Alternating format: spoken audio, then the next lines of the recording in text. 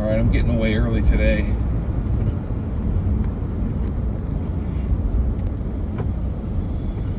So, last couple nights have been quite memorable when it comes to radio stuff and broadcast, personality stuff going on. First of all, Stan Atkinson passed away last weekend, and he was a very, very prominent news anchor at Channel 3 in Sacramento, and that was the NBC affiliate. Stan Atkinson was just a complete legend. Nothing comes close to what Stan Atkinson did in Sacramento, because there are markets where a person of his talent could have winded up at, but he chose to not go to the Bay Area or LA. Even though he's from Pasadena, he's from Southern California, he chose to have his career in Sacramento. And he was he was like a complete dynasty. It's almost like that, because he was a man, a person, a dedicated professional that was solely committed to doing what he could to make his community better. And that included asking the hard questions, and everything was down the middle with him. So he was a journalist, right? And so he was a very prominent figure. I wanted to find out where exactly he was from, and I found out that he was from Pasadena, California. And so, Julia Childs is from there, and so many other famous people that grew up there are from there. And Southern California, that place is known for having famous people doing well in their lives. So, but anyway, but I guess his career was, he ended up in like Santa Rosa or something, and he was doing TV broadcasting there. I think it might have been like Channel 54 or something, and he wound it up. I don't know how it all unfolded, but I guess he ended up in Sacramento in like 1959. And that was the year, that was like the first year when they would have election results live on TV.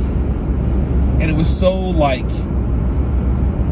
it was cutting edge of the time, but it was just looking back on it in his little highlight reel that they played the last few days. It was so, it was just really low key. It was low technology, whatever. And I'm not big on technology, but just it was like somebody cut letters and numbers out of paper, colored paper or something like that, and put them on a board and just said, KCRA election results, whatever it was. I don't know. There was like a prop person. I don't know. It was just so like beginning. TV only started in like 1950, and that was what they did and it was so big. It was just so huge to be on TV back then, because it was, I guess, when radio had dominated over the airwaves for up until 1950, and then television comes out with black and white TV, and then that's how it all started. So it was such a huge deal where people would just gather around the television and watch to see what was happening. And so Stan Atkinson was a big part of that, local stuff. And I haven't, when I was a kid, I'm a Gen Xer, and so when I was a kid, there was a show that I used to watch. I might have been like 4 years old, something like that, and I was into like Chips and Dukes of Hazzard and The Incredible Hulk and Wonder Woman and Super Friends on Saturday morning, and stuff like that. And this one gentleman, Harry Martin, was a guy that was, I guess he was a children's television presenter that was from the 50s, and he was a big deal back then. I mean, I think back in the day, they, I don't know if they had a big deal, like a live kids show in the morning for kids to watch before they went to school. I don't know if they did that, or if that was just strictly Saturday morning. I don't know. But he morphed into this sort of, I don't know if he wasn't an anchor, but he was a sort of a TV host. He hosted a show called Weeknight with Betty Vasquez, who did the weather back in the 70s and 80s on KCRA. And I thought Weeknight was great because it was on every night, and I could watch it from 7 to 8, and I had to go to bed at 8 o'clock in the evening, and they would just highlight these different stories around Sacramento, and they would just, it was just really, really basic. Just, you know, nothing too fancy, just like, oh, let's go to so-and-so's restaurant or whatever. You know, Biba Caggiano with her restaurant in Midtown Sacramento. What's she up to? You know, that kind of thing. And there was the Green Grocer from, he was on at like noon, and he was sponsored by Rayleigh's. He was the Green Grocer with your tip for the day kind of thing. I think he was, oh my God, that brings back memories. Being home on like spring break or summer and watching Channel 3 and watching the Green Grocer segment on the noon news. But I mean, so I'm just talking like Stan Atkinson was at the head of what the dynasty was at KCRA. You had all of these talents. You had all of these people that were dedicated. You had Stan Atkinson. It was, I mean, Dan Shively was the pilot of the Live Copter 3, and I found that he is, I mean, I would say that I'm an acquaintance of his now, and he's a big car guy, and I see him at Cars and Coffee events. But he was a part of that dynasty of the news that was just so cutting edge in Sacramento. And then back to the personalities. It was like Stan Atkinson, Harry Martin, Betty Vasquez, John Malos, and Creighton Sanders, and Carol Bland, and Shelley Monahan, Margaret Pelly, and Tom Duhane, and Mike Boyd. Those guys were like roving reporters that would go out and do stories. I met Tom Duhane at a El Pollo Loco in Citrus Heights off of Auburn Boulevard at like Madison.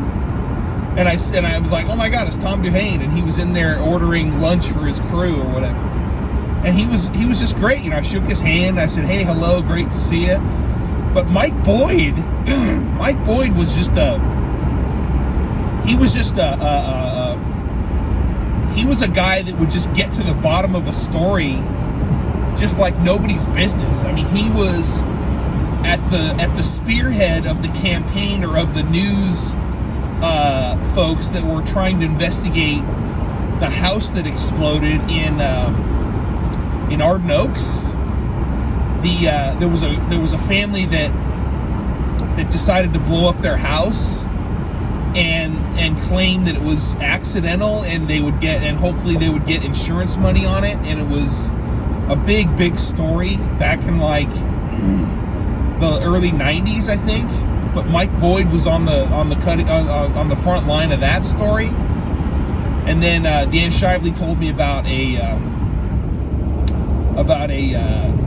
terrorist plot that was at the Harvey's Casino in Lake Tahoe, and the only way they could get the feed from the site to Sacramento was to use Live Copter 3 as like a repeater because of the elevation change. All they had to do was have that Live Copter 3 at a certain elevation, and they were able to use the microwave to get it down to Sacramento, down at the bottom of the valley. And that's how they got that story. And that's how they put that on the air. And it was just so great, you know. You had all the talent, you had all of the owners of the station that wanted to invest in the technology of whatever the cutting edge technology was in Sacramento to bring the news. You know, where the news comes first was their slogan. You know, that was such a big deal. And I mean, I don't know if any other station in town really came close to what Channel 3 was doing, because the only other guy that I knew that I had heard of was Dick Cable, that was on the CBS affiliate KXTV Channel 10, and he was their anchor, and I think he's still with us. And Dick Cable was a guy that was a big part of that channel, that TV package. But I mean, I don't know. And then there was KOVR 13, which was the ABC affiliate, and it's changed now, so it's like different now. So, and then there was, and then the only other channel was KTXL Channel 40, which wasn't a Fox affiliate yet, and they had their 10 o'clock news, and that was sort of a cutting edge thing where they would have a 10 o'clock news report instead of having it at 11, which was what the other guys were doing. But I mean, anyway, it was just like a competition to see, you know, who was the best channel, what was the best channel to get the news to the viewers. And then there was KFBK News Radio 1530 that was doing the radio stuff. That was, you know, they were doing morning stuff with Dave Williams and the other chap that was on that show. And I mean, Sacramento was like a big deal back then, but it's like, for the city that it was back in the 70s and 80s, it was just a cow town, you know. It was just you know, you take cities that are in the central part of California, like Redding and Chico and Stockton, Modesto, and then Fresno and Bakersfield. You know, those cities really didn't have the notoriety that like San Francisco and LA had, you know, because they were like in the middle of the state where it was hot during the summer, that kind of thing. And it was just so rare for, I mean, and I'm circling back to Stan Atkinson. And so Stan could have gone anywhere, but he chose to stay in Sacramento, and he just developed this. I mean, then I'm finding out, you know, Tony Cox is a guy that I look up to, and he's a radio legend that is in Sacramento, broadcast legend, and he's friends with Pat Walsh. But I follow him on Facebook, and he is just a really cool cat to listen to stories from. And he was telling stories about Stan Atkinson when he first met him, and they lived in the same building back in, like, it had to be at least the mid-70s. I mean, I could be wrong, but it had to be back that far. But I mean, they lived in the same building, and then they were basically inseparable for the rest of their lives. He was his best friend, and so you're hearing stories coming out about Stan Atkinson and Tony Cox, because they did this telethon together. That was the Jerry Lewis telethon. That was such a big deal. And I mean, I would think, you know, it was the Jerry Lewis telethon was on every Labor Day weekend, and in Sacramento's case, they would set up this set that was at Country Club Plaza, which was probably the predominant mall. Well, not really. It wasn't the predominant mall in Sacramento, but it was trying to be, because there was Sunrise Mall, and then there was, I think, a mall down in South Sacramento. But I mean, it might have been the predominant mall of the time. But I mean, I used to go there when I was a kid with my friends, and we'd go to like Orange Julius and check out the KB Toy Hobby, and then we'd go to Woolworth and go to see the Transformers on the bottom floor, and see what, you know, $5 Transformers we could buy on a Sunday afternoon. But I mean, it was like Country Club Plaza was a big deal, and so they set up a set for the local feed of the Jerry Lewis telethon, and they would sort of, you know, chime in every, like, at the top and bottom of every hour maybe, or at the 15 and the 45 maybe of the hour, and they would go all throughout the night. It was Saturday night. It could have been Friday, Saturday, and Sunday. Actually, no, it was Labor Day weekend, so they could do it on Saturday and Sunday, but it was Stan Atkinson and Tony Cox and Betty Vasquez, and there were probably somebody else. But they would do this telethon, and it was like filled with people answering phones, offering donations, and they would just be on top of that. They would show, all right, so we're at the 6 o'clock hour. How much money have we raised? You know, that kind of thing. That's so awesome. And just like, I remember being down there one year, and I remember just being on the side of the event, and I think that they didn't like lock people out from like being able to watch or something, but I could see it was so fascinating to see all the lighting and see all the personalities with their microphones and like pointing at the board and like, this is how much money we've raised and all this stuff. And it was just like, it was inspiring for me to see that. And I'm just remembering it now, and it was just so embedded in my memory from that time. It was just so awesome. I was just down there with my bike. It's like when Phil Hendry talks about seeing Casey Kasem doing his radio show at like K-Earth or something back in the day, you know, it's like, wow, that's great seeing that. That's how it's done, you know. It's not in studio. It's like, it's called a remote, you know. And I had a little taste of that in senior year of high school when I was at KYDS for my radio, senior year of radio. I was a DJ, so that was like so awesome seeing that. So then, Sacramento was just like, it was all before the Kings came to town, and it was just like what it was. It was just like no big deal. It was just a drive-through kind of a city. People weren't really stopping here to say, wait, I think Sacramento's a good place to live. It was just one of these places. It's just not really a lot of nightlife. There was you had to go to San Francisco to have nightlife, and that goes for professional sporting events too, where before the Kings you had to go to San Francisco to watch the Giants or the A's or the Oakland Raiders and the 49ers, and then they had the Golden State Warriors as well. That was all before the Kings came in 1985. And so Stan Atkinson was a big part of that. It was just being here in Sacramento. I'm driving through, this is Business 80 here, and this is Midtown Sacramento here, and this was just a big deal. Sutter's Ford is over to the right, and I haven't really been proud to be a Sacramento person for a very, very long time. And just the homage that they're giving to Stan Atkinson this week is just so inspiring, because he really, really did a lot to mentor a lot of people. And they had Carol Bland on a few days ago talking about how she was mentored by Stan Atkinson, and Tony Cox was mentored by Stan Atkinson. And Tony Cox was saying, it's not what he thinks you should do, it's what he sees that you can do, that kind of thing. And it was just like, whoa, that's a big deal.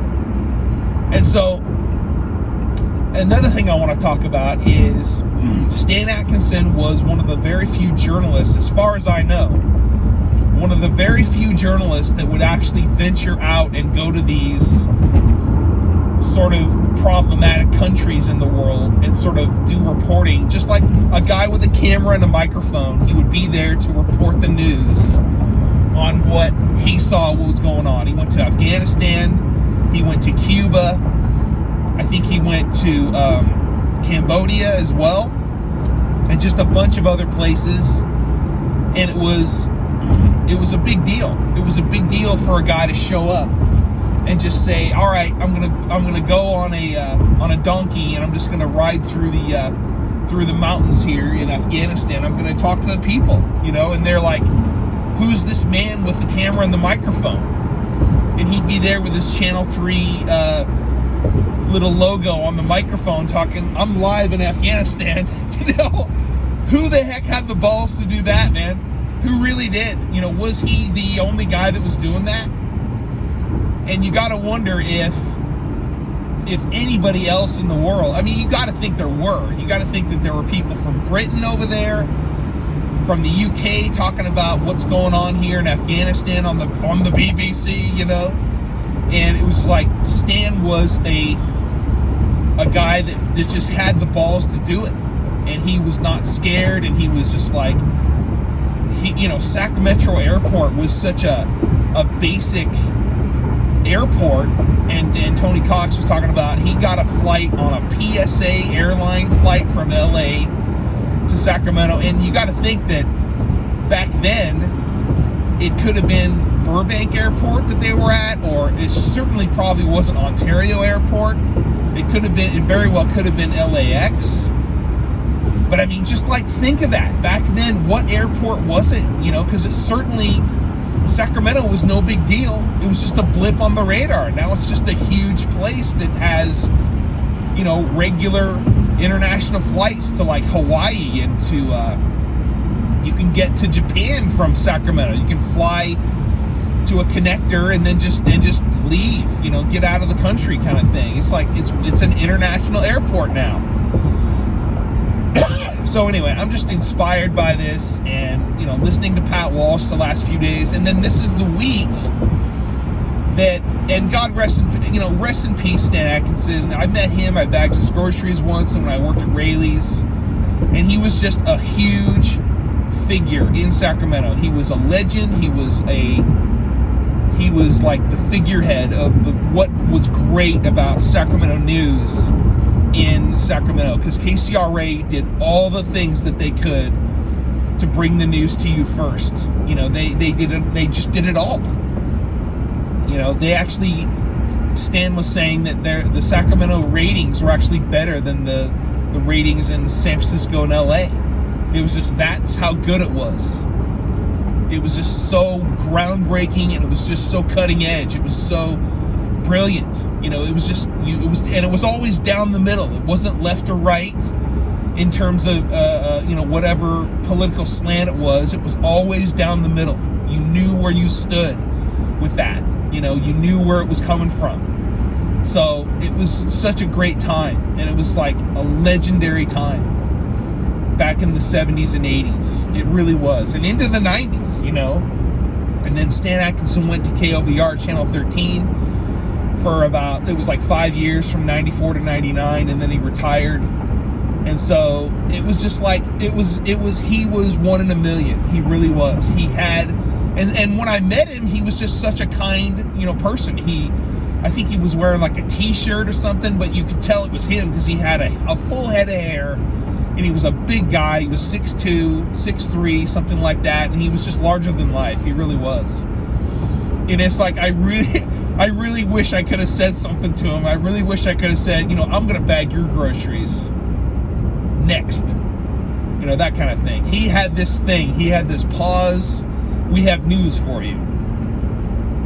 Next. Oh, man, that was so cool. Anyway, loving Stan Atkinson, and incidentally, Tom Sullivan, this is his last week on the radio, and that's a whole other episode with Tom Sullivan, because there's this character that calls his show. He's literally a caller that is so genuine and so pure. His name is Salty, and he wrote a poem for Tom yesterday on his last call, and it just really brought me to the floor. It really did. It was so genuine, it was so beautiful, and it was so like from his heart. And it was just so great to hear Salty call in every now and then, and I got it, and I put it on this channel, and I just captured it. It was like, oh my God, Salt! It's like you always knew where you were when Salty was on the radio. I actually got off work yesterday early, and I got a sandwich at Subway, and I was eating my Subway sandwich in the car, and lo and behold, Salty had his last call on the radio, and thank God I was able to capture that. So anyway, all right, folks, thanks so much for listening. This is The Observant Ear on the Observant Ear Radio Network.